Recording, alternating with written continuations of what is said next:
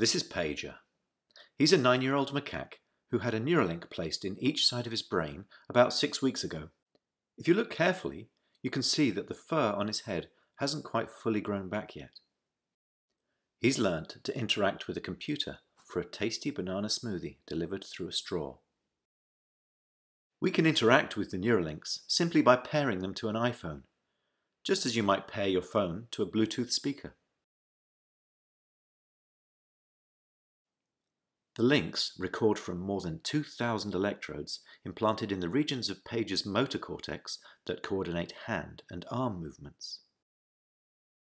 Neurons in this region modulate their activity with intended hand movement.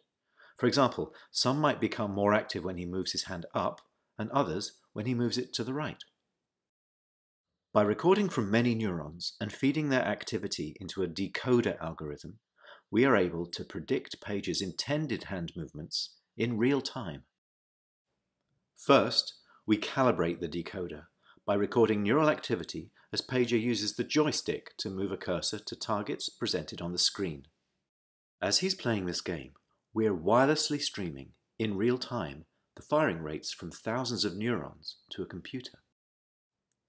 Using these data, we calibrate the decoder by mathematically modeling the relationship between patterns of neural activity and the different joystick movements they produce. After only a few minutes of calibration, we can use the output from the decoder to move the cursor instead of the joystick.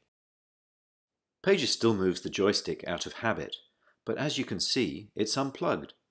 He's controlling the cursor entirely with decoded neural activity. Our goal is to enable a person with paralysis to use a computer or phone with their brain activity alone. Because they wouldn't be able to move a joystick, they would calibrate the decoder by imagining hand movements to targets.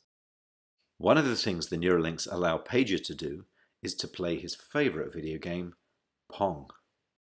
To control his paddle on the right side of the screen, Pager simply thinks about moving his hand up or down. We've removed the joystick altogether. Now that he's up to speed, let's increase the difficulty and see how well Pager can play with the Neuralink.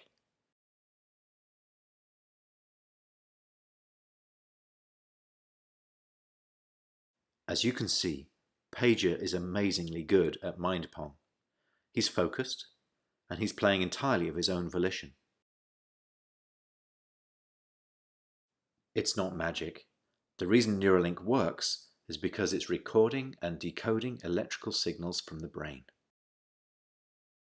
Great game, Pager.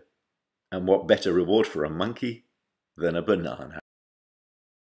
We still have challenges spanning many fields of engineering, so if you're good at solving hard problems and want to change people's lives, even if you've never worked with the brain before, we would love to hear from you.